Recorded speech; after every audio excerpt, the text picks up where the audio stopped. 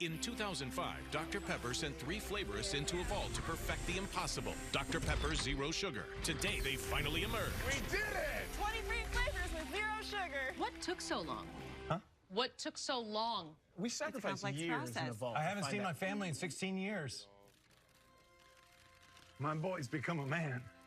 Here, son. It's perfect, Daddy. It was worth it. The zero you deserve is finally here. In Texas, the future belongs to everyone. So we built the truck of the future for everyone. Ford F-150. With available Pro Power on board that acts like a mobile generator and an available tailgate work surface, it's built to get the job done. Because the truck of the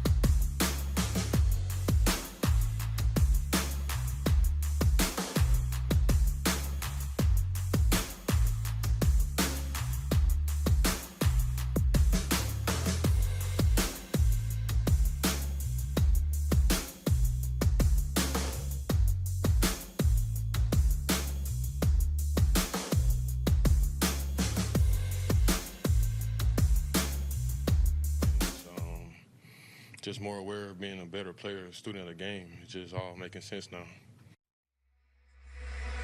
Grab your Drew Pearson Miller Lite cans for a limited time in stores today. Miller Lite, the only beer of the Dallas Cowboys. Just heard from Dorrance Armstrong, who had 2 sacks last week in preseason game number 2 out in Arizona. And he makes the return back to AT&T Stadium along with the rest of the Dallas Cowboys after an important training camp and preseason for him so far. Back rejoined by Nick Eatman and Mickey Spagnola here of DallasCowboys.com. And as we roll on into this preseason, Nick, I'll start with you on this.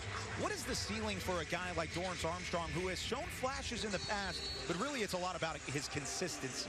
Well, I think the ceiling for him is to do what he's done in training camp and the preseason games and do it when it matters the most in the regular season. We see it all the time, Mick. You've seen a lot of these guys that come through and they're showing, you know, some really great things. You don't know what the competition's like and all that, and then you kind of wonder, hey, when the lights really come on, are you going to be able to do it? So everything he's done so far looks great. He's got to do it when Tampa Bay comes. Let's see it again tonight. You know, as Nick was saying, we've seen guys be all Oxnard.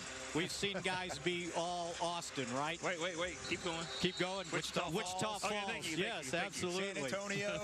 and then the lights come on and they fade. Well, as you heard earlier, Jerry Jones talking about Dorrance Armstrong. He was all over him last year, and he saw in that Arizona game, I think, what he was expecting. 5 tackles, 2 sacks, 2 tackles for losses, 2 quarterback hurries, and a fumble force that he almost, or a pass batted, that he almost caught himself. So, Kyle, yeah, this guy is be a nice rotation and should get a lot of snaps since DeMarcus Lawrence is not playing tonight. He should be out there with Randy Gregory. It'll be interesting to see just how much he does rotate in with some of those starters. Now, to his right, there's some question marks around the defensive tackle spot, and that brings us to our players to watch, presented by American Airlines. American Airlines, the official airline of the Dallas Cowboys. And Nick, I know you have your eye on Well, actually, both of you guys have your eyes on some defensive tackle rookies that need to make an impact tonight. Yeah, for sure. And I think that since they drafted Quentin Bohanna, you know, from the 6th round pick as you see, an Osio Odigizua, but for me, Quentin Bohanna is a guy that I'm looking at just because he's a guy that sits right in the middle of it. They were thinking he was going to be, you know, the 350-pound guy from Kentucky. Well, he's actually slimmed down to a svelte 328, 330, and he can move him around a little bit. He's not just right over the ball. And I thought he had a game-winning play in Arizona the other day. They called it back from a penalty, but he got up the field with a nice sack. You know, interesting what Dan Quinn, when he was talking about filling in for Neville Gallimore, you know, the first guy that's been out there is number 75 there, Oso Digizua.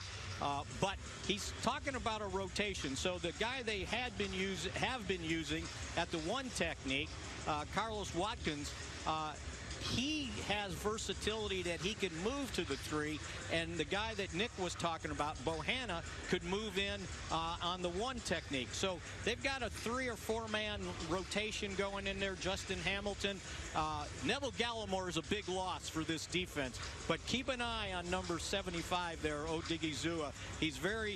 He seems very sharp, and he's versatile, and he's quick. So we'll see, especially in some pass rush situations. He's had 2 hurries in each of the first 2 games, so 4 total already through the first half of the preseason. Nick, how much do you expect him to rotate in there without Neville Gallimore, who is out with the dislocated elbow, suffered that last week, but Oso Digizua should see a considerable amount of playing time in there with veterans like Brent Urban and Carlos Watkins. He definitely should, and also it's not just Gallimore, it's Tristan Hill as well, and another guy that's not going to start off. And if you look at that depth chart there, you know, those 2 guys at the bottom, they're just calm down when you see those 2. They're probably not going to be on the 53-man roster because they'll be on a different injured list.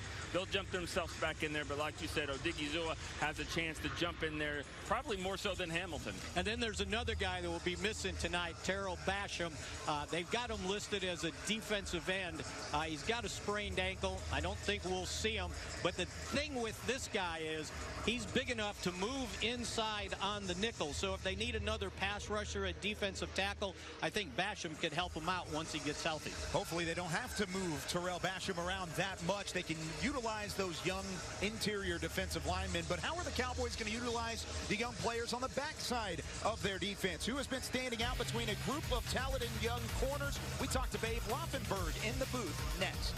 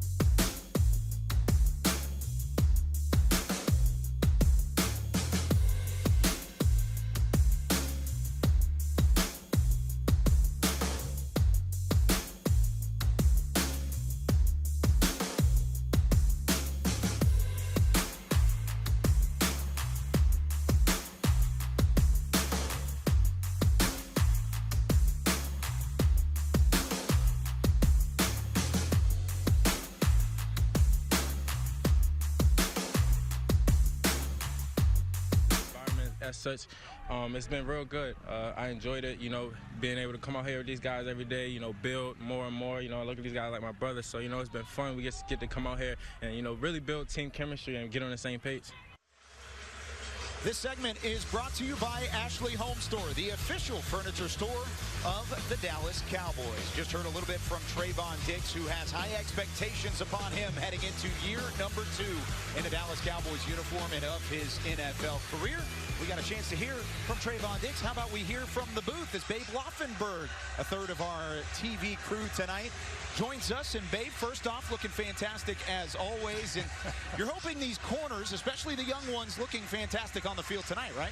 Yeah, we just heard from Trayvon Diggs, and I don't want to call it a miracle last year, but when you consider the fact that this kid came in, no OTAs, no mini camps, no preseason games, and as a day one starter, as a second rounder, that's pretty impressive. And I really felt like he got better each game as the season progressed. Now he does have an off-season under his belt. He's got a training camp under his belt, and I expect big things from Trayvon Diggs this year. And I think the other thing, guys, that benefited him, remember, he came from Alabama, and Nick Saban personally coaches those DBs at Alabama, so he was probably as prepared as any rookie could be coming into last season without the benefit of that mini camp and preseason. Well, baby, you know, after the draft, everyone calls themselves an expert, and it seems like there was no pick that was scrutinized more than the pick for Nahshon Wright, third round from Oregon State. What have you seen from him, and what have you liked about what he's been able to do in his transition? I'll be the first one to tell you, Nick, I am not a draft expert, but I do look at him once they get here, and to me, he has been extremely impressive. And as you mentioned, I think the general consensus was he was going to be a 5th to 7th rounder, maybe a 4th rounder. Cowboys took him with their 3rd pick in the 3rd round, but he's been all that and more. I have been extremely impressed, not only with his pass coverage skills, but he's played the run very well. I think they couldn't be happier with the guy they got. And to me, you look at it and did they overdraft him a round or 2? In a lot of people's eyes, yes. But if that's the guy you like, go up there and get him. That's exactly what the Cowboys did, and I have to believe they're pretty happy they did that.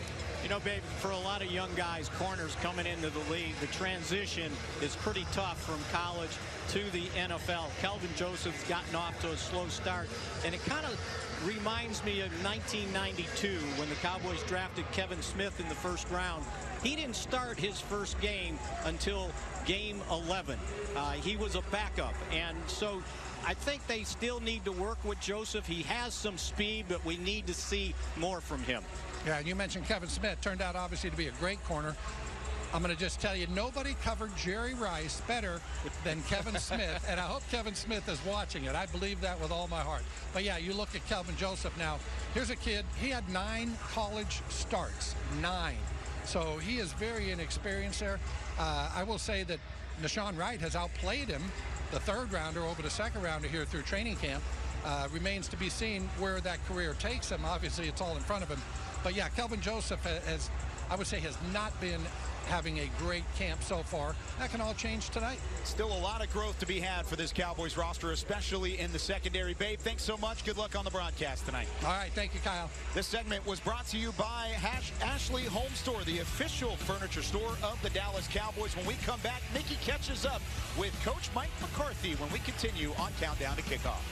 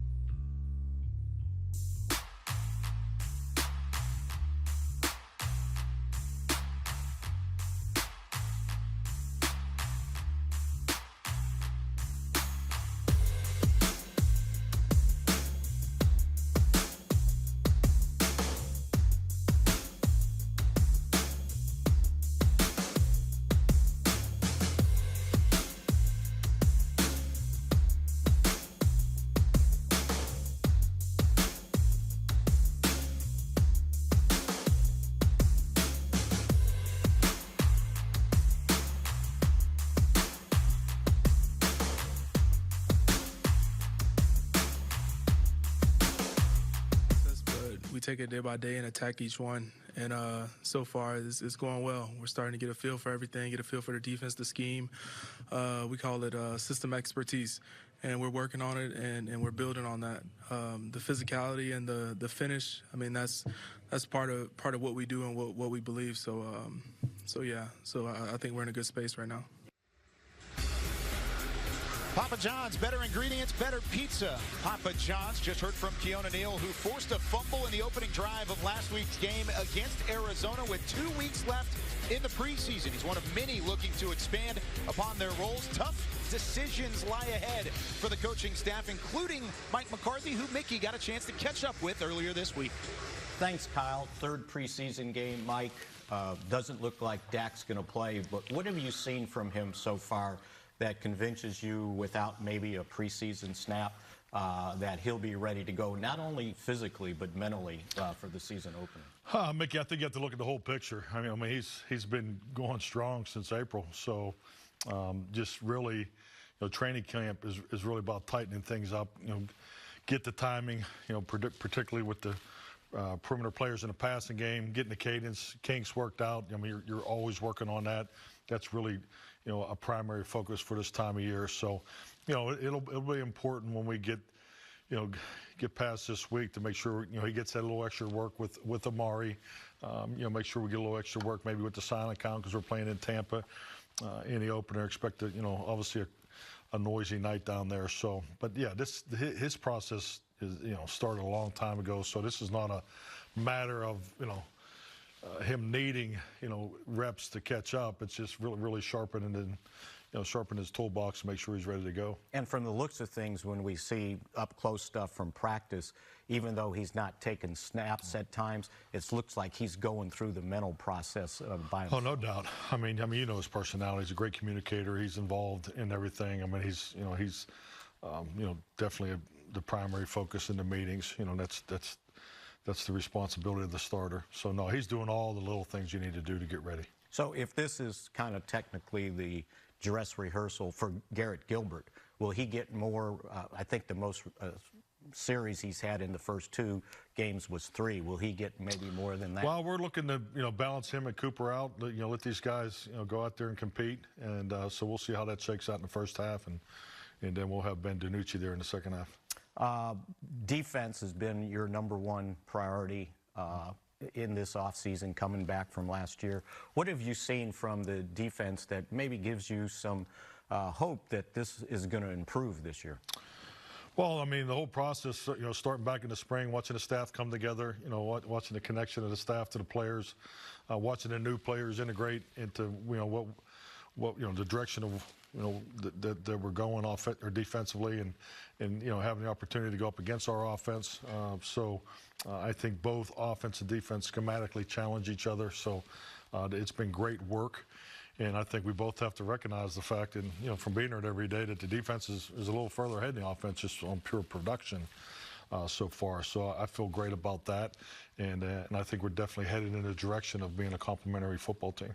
Dress rehearsal for those guys? Yes, I would definitely put it in that category. So you got some guys that, you want to look at, I would imagine, in this game. Malik Hooker looks like he moved a little bit more into practice this week. Yes. It sounds like he will get some snaps. What do you need to see from him? You know his history, but he's got to come back from that Achilles rupture. Yeah, definitely. I think it's more the timeline, that he's on. We definitely didn't want to put him out there too soon, and we obviously cognizant of what's in front of us here with this game and next week. So we just really want to get him over those thresholds that you do with every player. So is it 10 to 12 plays? But we definitely want to get him started this week. And unfortunately, at the defensive tackle position, you lose Neville Gallimore for several weeks.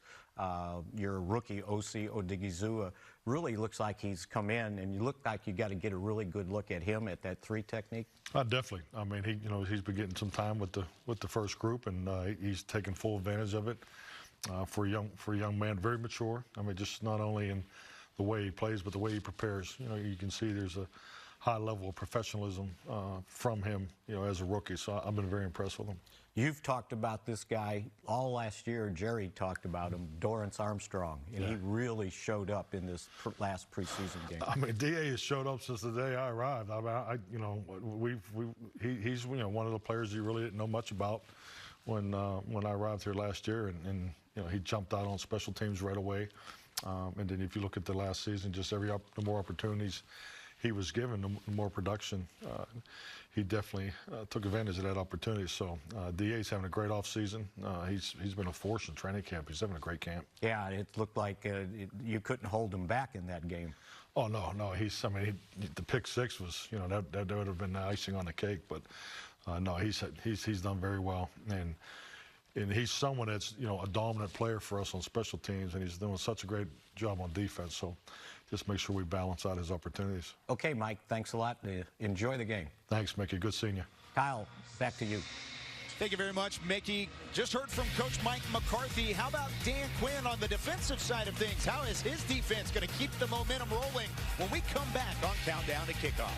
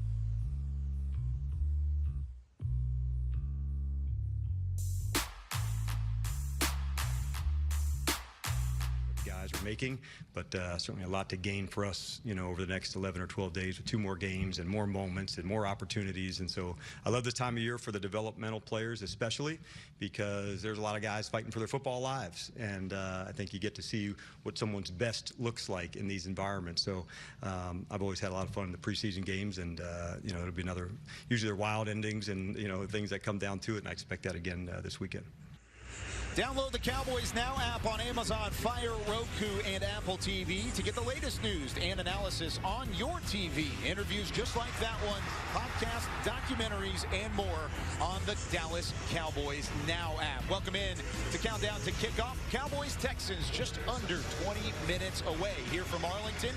So we're now joined by 6-time Pro Bowler, multiple Super Bowl champion, Nate Newton, and also, I would say, the president of the Dan Quinn fan club, as we just heard from Dan Quinn. You're a big fan of what he's done so far. What has been the biggest improvement? Just the way he's working with the interior defensive line, with Bohannon, Hamilton, Watkins, all of these guys, man, they're going to play tonight. They're going to be in the rotation. I'm excited. I went through a lot to get in here. And you know what? I'm excited to be here. Thank you. So, Nate, I knew you were a big fan of getting bigger guys inside. They did that with Bohanna. They've done it with Odigizua. Yes. We know Neville Gallimore's probably out a couple more weeks, but those other couple guys in there, your thoughts on what you've seen from Bohanna so far? He knows who he is. This cat knows who he is. He knows how to sit down and absorb bodies where the linebackers can come downhill and make plays. He knows who he is. Hamilton knows who he is.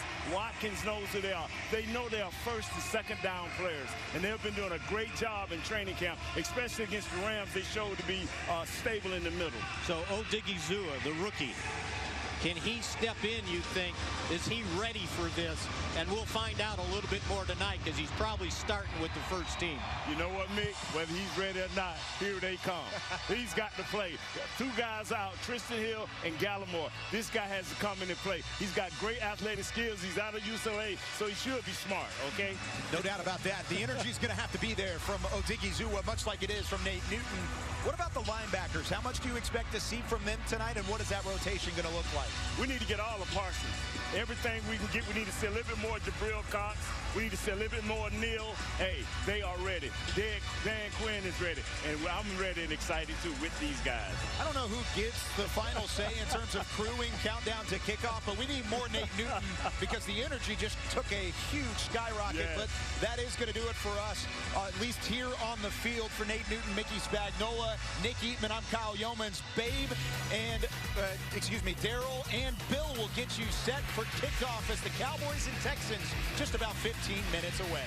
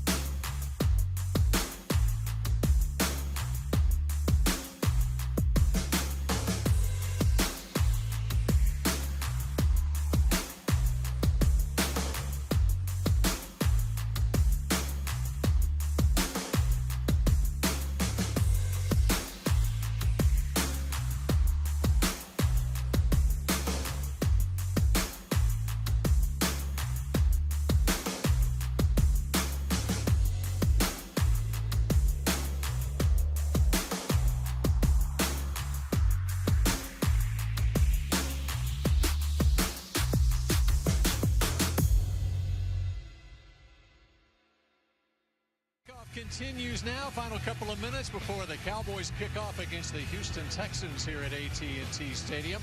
Bill Jones here, joined by Daryl Moose Johnston, who is calling the game alongside Babe Laufenberg here in the broadcast booth. Welcome, Daryl. Thanks, Bill. It's always great to have Daryl for his annual appearance here for a Cowboys preseason game. You know, the Cowboys have talked about the acquisitions in the offseason so much on the defensive side of the ball, and a lot of people say Dan Quinn might be their biggest free agent acquisition. What do you think? Yeah, well, good to hear that Nate Newton is the president of the Dan Quinn fan club, because that shows he knows a lot about football. I agree with everything that Nate just talked about. Dan does a great job of just kind of transforming his side of the ball. The energy that he's going to bring, the communication is going to be a lot cleaner. I think one of the really good things he did, and we'll get into this a little bit more during the course of the broadcast, is the players came to him and said, we need to get a lot more clarity on what our rules are. We got to eliminate that gray. And it was interesting, his perspective on how to do that. What that does is it allows everybody to stop thinking and play much faster. And I think if you look back at last season, what you saw from the Dallas defense, some people said that they weren't hustling. I think they were thinking too much. And that's been one of the things that Dan's tried to eliminate this season. And as far as additions, as far as personnel goes, Micah Parsons, of course, the first-round draft pick, Keanu Neal, that linebacker group there with Van Der Esch and Jalen Smith is very interesting right now. Could be very, very unique.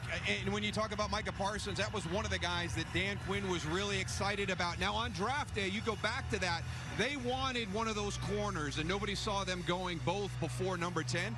To drop back and get Micah Parsons, a guy that Dan Quinn calls maybe the best blitzer he's ever had on his roster, says a lot. So look for them to use Micah Parsons throughout that front, pressuring the quarterback from different areas. And then the competition back in the secondary is something to see this preseason, too.